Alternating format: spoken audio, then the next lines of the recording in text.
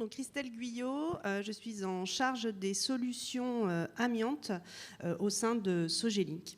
Christelle, alors effectivement, pour Sogelink, vous êtes un éditeur logiciel, donc vous connaissez bien ces sujets, ces problématiques. Différents sujets, oui, effectivement. Donc il y a une attente forte de la part de nos clients pour ces interconnexions. Après, on peut comprendre aussi le point de vue de l'éditeur et des porteurs de projets, au sens où il est préférable souvent d'avoir stabilisé un outil informatique avant de pouvoir envisager d'avoir des ouvertures de flux de données.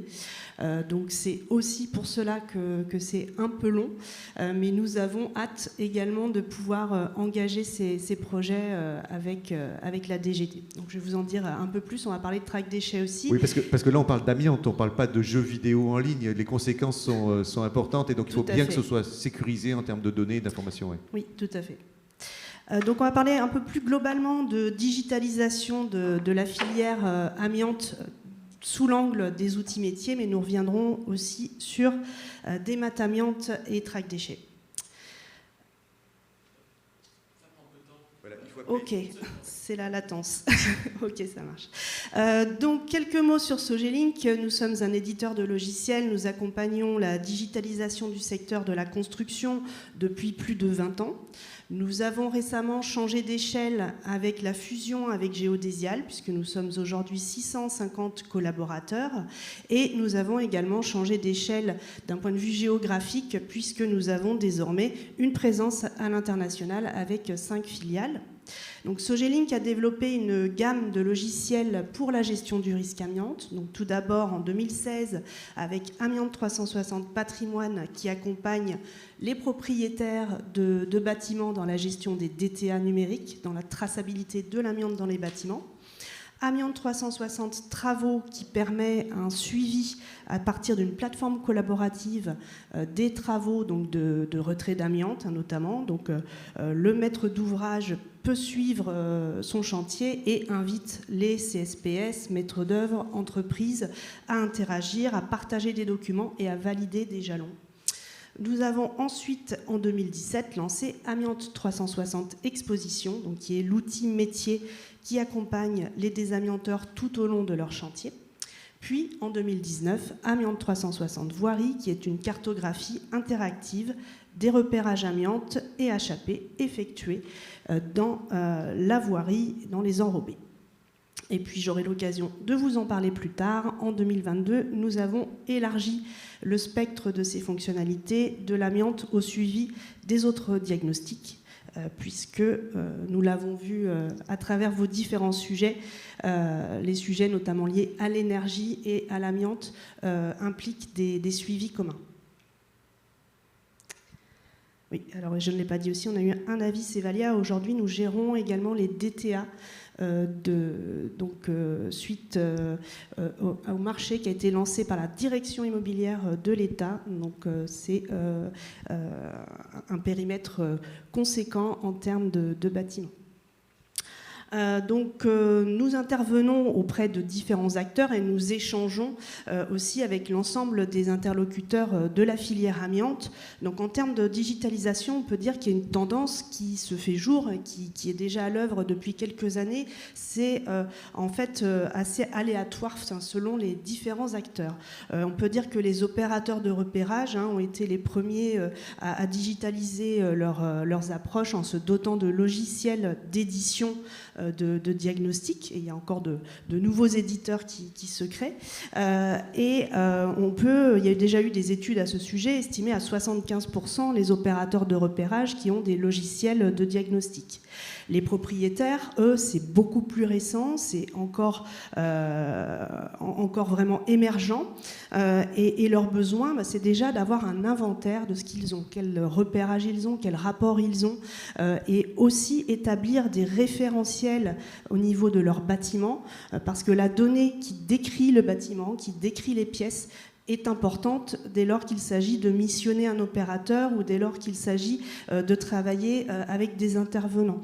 Et donc, il y a à la fois cette approche de structuration des bâtiments et d'inventaire, et aussi être accompagné dans les actions réglementaires. L'État, on l'a vu avec Nina, a un enjeu, et on l'a vu avec Marc aussi, de disposer de données pour piloter les politiques publiques. Donc, ce qui peut être intéressant, c'est que ces données soient partagées avec l'ensemble de la filière, puisque ces statistiques peuvent être utiles aux différents acteurs. Et puis, il y a un enjeu également de productivité pour les agents. Donc, on a parlé de démat-amiante, de traque déchets, mais il y a aussi le SI amiante, qui est piloté par la Direction générale de la santé et qui permet notamment de centraliser les dépôts de rapports d'activité des opérateurs. En ce qui concerne les laboratoires, donc les laboratoires ont aussi un enjeu de productivité parce qu'il y a beaucoup d'analyses à effectuer, que ce soit au niveau matériaux, mesures d'empoussièrement, avec l'arrivée des différents domaines du RAT aussi. Et puis un enjeu de proposer de nouveaux services à leurs clients.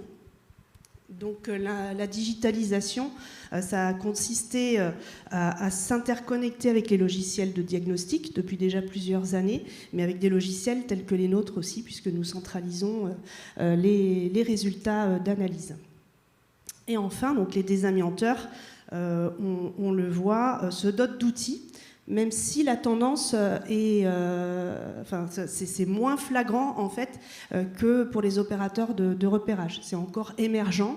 Nous, on a estimé, là c'est une estimation interne, à 45% les désamianteurs qui sont équipés soit d'outils internes, soit de logiciels comme les nôtres. Ah oui, donc il y a encore du travail là, sur cette partie des amianteurs. Oui, donc il faut leur fournir effectivement, Christelle, des outils pour qu'ils puissent travailler de manière plus automatisée. Oui.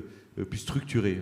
Oui, alors il y a effectivement des entreprises qui, comme le disait Guillaume, ont peu de chantiers. Après, il y a d'autres profils d'entreprises où on constate qu'il y a aussi, c'est pas le bon moment pour elles, ou alors il y a une résistance au changement parce qu'on est attaché à son organisation.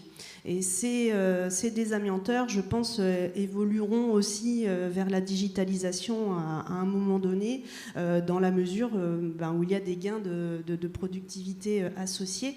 Après, c'est une gestion du changement. On le voit aussi avec traque déchets et démat-amiante. Dès lors qu'un nouvel outil arrive dans une organisation bien rodée, il faut un certain temps avant déjà d'enclencher la démarche et puis donc de s'approprier le changement. Oui. Je vous laisse avancer, oui. Donc voilà, nous parlions des différentes tâches ou démarches qui entrent dans un périmètre de logiciel métier, qui entrent dans un périmètre de digitalisation. Donc on voit que ça dépasse largement le sujet du plan de retrait et de la gestion des déchets, puisqu'il y a aussi la gestion des consommables, des matériels, du suivi d'exposition, les cycles de processus, et j'en passe. Je ne vais pas tous vous les citer, mais ça, ce sont les différents domaines sur lesquels nous intervenons et sur lesquels les désamianteurs ont besoin d'appui pour éviter d'avoir à retranscrire X fois la même donnée et pour pouvoir fiabiliser l'information. Et répondre aux audits directement sur chantier. Les audits étant inopinés, il faut qu'on puisse être tout de suite à nickel sur chantier. Tout à fait. Et c'est pour ça donc, que nous avons des solutions qui permettent de lier le bureau et le terrain avec donc une tablette qui permet d'accéder à ces différents documents, une façon de dématérialiser le classeur de chantier. Nous sommes prêtés au jeu avec un de nos clients, des amianteurs, une entreprise qui a 25 collaborateurs. Et donc, sur certains postes, le gain de temps est considérable, puisqu'on peut avoir des gains de temps qui vont au-delà de 50%. Donc, je ne vais pas les détailler non plus, mais ça vous donne une indication. Et donc pour les collectivités qui utilisent Amiante 360 Patrimoine, c'est un jour de gagné pour un gestionnaire de DTA, gestionnaire de patrimoine. Mais ce client, ce qui est intéressant, c'est qu'il avait aussi voulu suivre un indicateur de consultation de la cartographie qui permet d'identifier où sont les matériaux amiantés. Et donc il a constaté en un an plus 25% de consultation. Et donc ça, c'est important puisque, en fait, ce que l'on vise aussi derrière la dématérialisation, la digitalisation, c'est bien sûr un gain de temps à court terme, de la productivité, un pilotage des alertes, une maîtrise des coûts, mais c'est in fine une donnée mieux intégrée, une donnée qui n'est pas altérée, qui n'est pas à retranscrire, et c'est plus de sécurité pour les occupants quand on est du côté des propriétaires et pour les intervenants en matérialisant mieux où sont les matériaux et un certain nombre de données, notamment liées aux analyses pour les désamianteurs. Et la performance est encore accrue dès lors qu'on a des interconnexions, des API. Donc en ce qui nous concerne, on a ouvert une API qui permet des échanges avec des outils de gestion de patrimoine, avec les éditeurs de logiciels de diagnostic. Donc on en a une ouverte avec Liciel et une donc en cours de développement avec Analysimo. Et puis du côté donc, de notre logiciel pour les désamianteurs, plusieurs laboratoires qui nous transcrivent leurs résultats d'analyse directement dans le logiciel avec les PDF associés, ce qui fait gagner vraiment du temps dans le suivi des registres, la validation des cycles des processus. Et pour revenir donc aux API, donc on a une API ouverte avec Track Déchets. Les échanges ont démarré en août 2021 avec donc l'équipe d'Emmanuel Flao. C'était un challenge puisqu'en fait l'outil Track Déchets existait déjà pour les BSD, mais pour les BSDA, on avait un enjeu d'ouverture de la plateforme. Donc la plateforme de test venait tout juste de s'ouvrir en septembre, donc ça allait assez vite.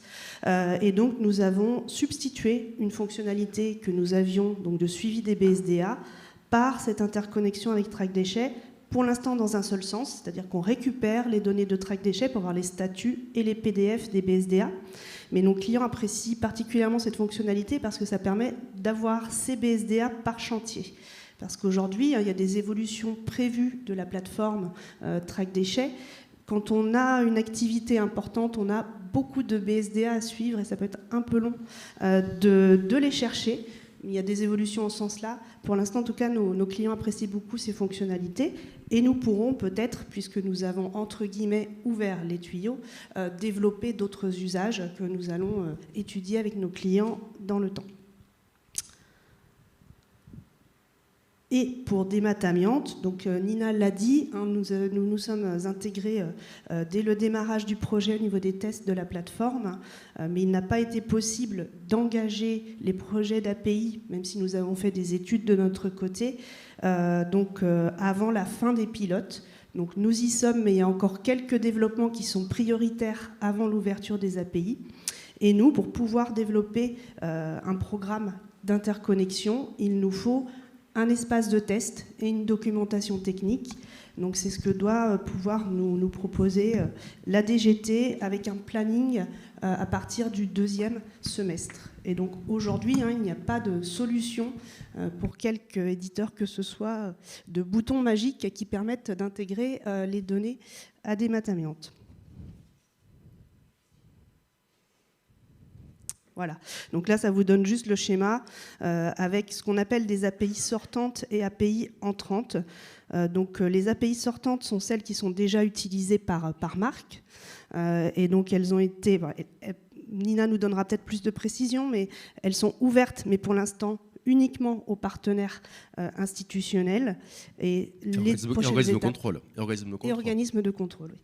Et les prochaines étapes, c'est d'ouvrir aux entreprises et éditeurs de logiciels.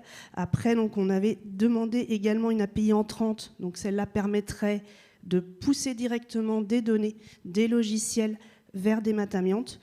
Donc, sur ce deuxième sujet, là, Nina pourra peut-être nous donner plus de précision. Et je voulais juste finir avec une petite question. Est-ce que c'est passé ? Voilà, un petit quiz alors. Petit quiz. Pour vous, cher public à distance, donc il y a une question qui est quelle est la durée de conservation d'un PDRE sur la plateforme Dématamiante ? 5 ans, 10 ans, 50 ans et la dernière c'est Illimité. Illimité, ah oui, illimité. Donc alors, on laisse voter le public. Allez, vous êtes nombreux à distance. 5, 4, 3, 2, 1. Allez, on vous présente les résultats. La majorité, c'est 10 ans. Alors, qu'est-ce qu'il en est, Christelle ? Alors, en fait, on aurait pu accepter 2 réponses, et c'est bien la bonne réponse, 10 ans. Donc ça a été défini donc dans l'arrêté du 22 décembre, je crois, c'est ça. Donc les données sont stockées pendant 10 ans sur la plateforme, mais ensuite versées un espace d'archivage interministériel pendant 40 ans. Donc ce qui fait 50 ans en tout, mais uniquement 10 ans sur la plateforme des maths amiantes. Ah oui, donc c'est reversé après dans un autre système. Voilà, merci Christelle pour cette présentation.